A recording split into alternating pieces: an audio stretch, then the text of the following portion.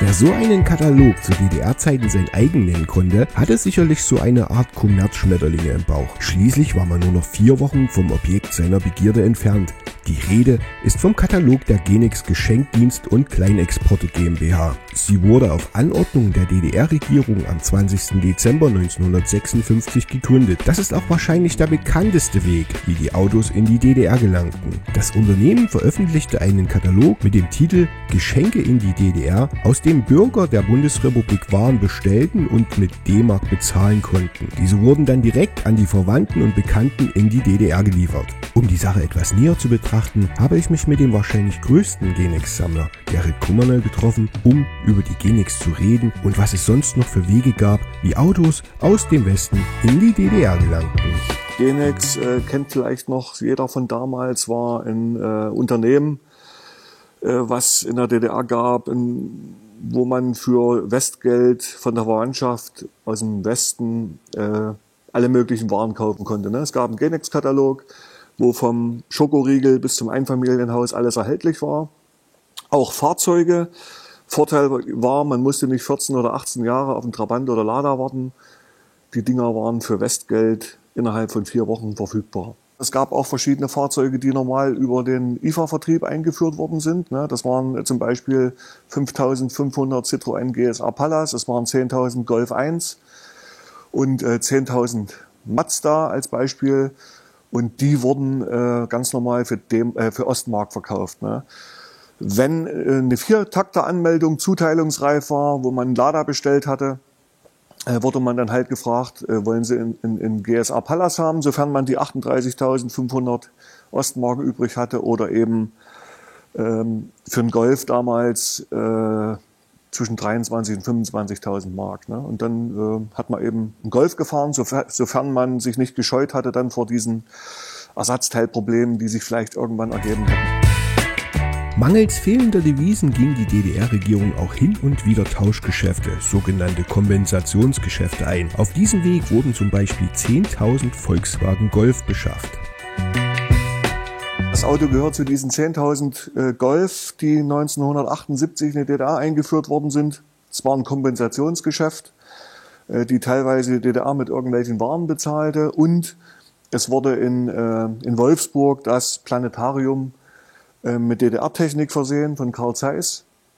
Und damit war ein großer Teil der Lieferungen finanziell abgedeckt. Besonders war, auch für mich damals als Kind, dass 2.500 Golf Diesel eingeführt worden sind. Sowas kannte man damals gar nicht in der DDR. Diesel-Pkw. Und für mich war faszinierend, ich war damals 6 Jahre alt, wo diese Autos eingeführt worden sind, war für mich so schon ein Highlight. Aber ein Dieselauto hatte ich noch nie gehört. Es sei denn vielleicht mal vom Westbesuch, die mit einem Mercedes da waren, aber so ein Golf-Diesel, das war echt was Besonderes. Und als ich den hier das erste Mal gehört hatte, hatte ich sofort wieder Gänsehaut bekommen, als ich den Klang hörte. Ich kann mich noch erinnern, ich bin in Leipzig groß geworden, mit meinem Fahrrad durch die Straßen gefahren. Es war Sommer und ich mit meinem Fahrrad an so einem Golf vorbeigeradelt und der roch nach Diesel. Also das war ja auch was ganz Außergewöhnliches, dass man Dieselgeruch an einem Pkw wahrgenommen hat. Verfügte man über einen gewissen prominenten Status und war unentbehrlich, konnte man sich ebenfalls ein Auto seiner Wahl und natürlich auch andere Dinge zulegen. Hier haben wir den goldenen Mercedes vom DDR-Rechtsanwalt Wolfgang Vogel. Er war berühmt für seine Vermittlung mit dem Westen, mit der BRD. Er hat die Gefangenenaustausch organisiert an der Kliniker Brücke oder in Herleshausen. Er hat Agentenspione ausgetauscht, mit der USA und Russland. Und ab 1985 fuhr er eben diesen W124 in Gold. Sein Markenzeichen war immer goldener Mercedes und das Kennzeichen IS, also für Berlin. Und sehr bekanntes Auto. Und hier steht er. Hier im Hintergrund haben wir noch den weißen Volvo stehen. Das ist ein 244 DLS. Das S steht für Spezial. Es wurden 1000 Stück extra für die DDR gebaut mit spezieller Front vom 6-Zylinder Volvo. Weil die oberen 1000, man wollte nicht, dass sich das Auto zu sehr unterscheidet von der Honecker Limousine, die er dieser 264 TE, die zwischen 1976 und 78 von Honecker gefahren wurde. Danach fuhr er nur noch Citroën CX. Und deswegen hat man diese Fahrzeuge 1977 eingeführt für 42.800 DDR-Mark.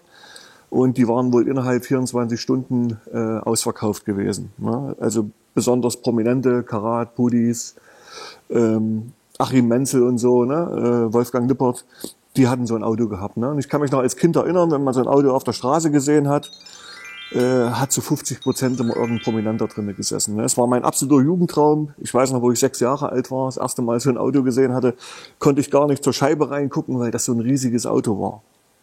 Und dieser hier, bin ich ganz stolz, hat erst 8000 Kilometer runter, war gut behütet gewesen in der Garage. Der hat sogar noch die Folie auf den Sitzen und an den Sonnenblenden, also ein neuwertiges Auto eigentlich. Hier haben wir mal so einen Getex-Katalog, so sah das damals aus. Das war Ausgabe 86 und hier gab es eben wirklich hier vom Waschmittel, Stereoanlagen, Kühlschränke, Sachen, gab es wirklich alles, ne? Uhren, Schmuck, teilweise aus DDR-Produktion, teilweise aus Westproduktion. Es gab Bungalows, ne? Es gab wirklich alles, Wohnwagen, Spielzeug und eben Motorräder, ne? Auch hier sind sogar so eine Yamaha, habe ich da auch drunter stehen, auch mit DDR-Geschichte. Ne? Haben wir ja ETZ, Simson. Und PKWs, ne, mit den D-Mark-Preisen.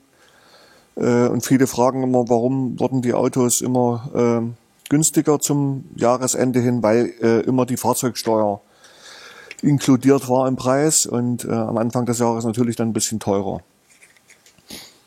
Also ja, wirklich alles innerhalb von 4 Wochen verfügbar gewesen und was mich eben so als Kind interessiert hatte, waren die Westautos, ne? Ford Orion habe ich auch in der Sammlung, die leider noch nicht. Hier Golf, ne? Waren auch 10.000 Stück, wurden über Genex ausgeliefert. Das war das beliebteste Auto in diesem Katalog. Ne? Haben wir sogar dort einen stehen. Der hat erst 20.000 Kilometer runter, lief im Raum Dresden. Und ja, Passat, sogar mit 5-Zylinder-Motor, ne? 116 PS. Hatte ich auch in der Sammlung, auch lange gesucht. Ne, VW-Bus, Pritsche und Reisen. Ne? Also es war wirklich hier großes Sortiment und jedes Jahr gab es eine neue Ausgabe. Hier haben wir noch was Besonderes. Moskvich 2141 Aleco, wie sie dann auch hießen. Das war praktisch der Nachfolger des Moskvich 2140 gewesen. Viele sagen, es ist ein Nachbau vom Simca gewesen. Aber ja, Moskvich sagt, es war ein eigenständiges Design. Wäre natürlich cool gewesen, ne? Also das Auto wäre 1990 ins Importprogramm der DDR aufgenommen worden. War auch schon alles in Sack und Tüten, wenn dann die Wende nicht gekommen wäre. Ich habe den auch noch mal da als früheres Baujahr 87. Der hat noch einen originalen Moskvich-Motor drin.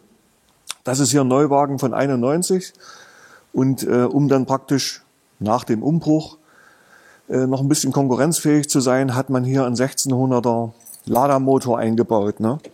Damit die dann mit diesen 78 PS etwas flotter unterwegs sind. Also hier, Kenner werden es sehen, 1600er Lada-Maschine drin.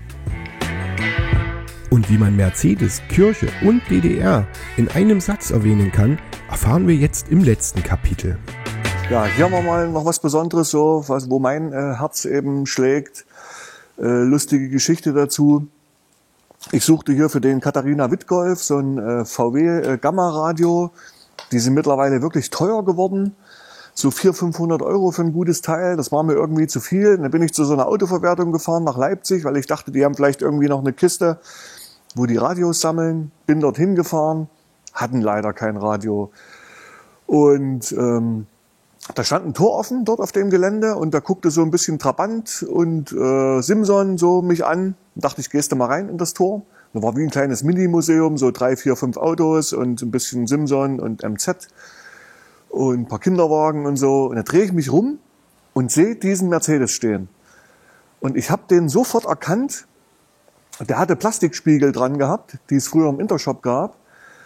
Und auf meinem Schulweg von 1981 bis 89 stand dieser Mercedes. Ne? Dem gehörte ein reichen Gemüsehändler in Leipzig und ich bin jeden Tag an diesem Auto vorbei. Ne? Und den hatten die damals den Chromspiegel geklaut.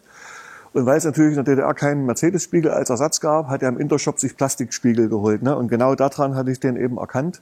Und an den Nebelscheinwerfern vom Trabant. Ne? Also das ist lustig. Mussten allerdings nochmal teilrestaurieren, weil er hatte schon ein bisschen gelitten. Aber dass man eben das Auto wieder sieht, was man vor 40 Jahren das erste Mal gesehen hat und dann noch drinnen sitzt und fährt, das ist schon cool. Ja, und viele fragen immer, wie sind denn solche Autos in den Osten gekommen? Ne? Also gerade die nicht offiziell eingeführt worden sind über Genex oder eben über den IFA-Vertrieb. Zum einen bekam die Kirche Mercedes, ja, vom Westen gesponsert, also hochrangige Kirchenangehörige wurden dann schon mal mit einem Mercedes belohnt. Oder eben halt, es waren Unfallschäden auf der Autobahn gewesen, wo es sich nicht lohnte, die Autos wieder in den Westen zu schleppen. Oder es waren irgendwie Sicherstellungen von kriminellen Handlungen, ja, also Fluchthilfe etc. Da wurden diese Autos konfisziert und dann praktisch über dunkle Kanäle wieder veräußert. Das war's jetzt leider schon wieder. Ich hoffe, euch hat der kleine Beitrag über die Wege der Autos in die DDR gefallen. Über einen Daumen nach oben oder gar ein Abo freue ich mich wieder. Urst. Bis bald, euer Jan.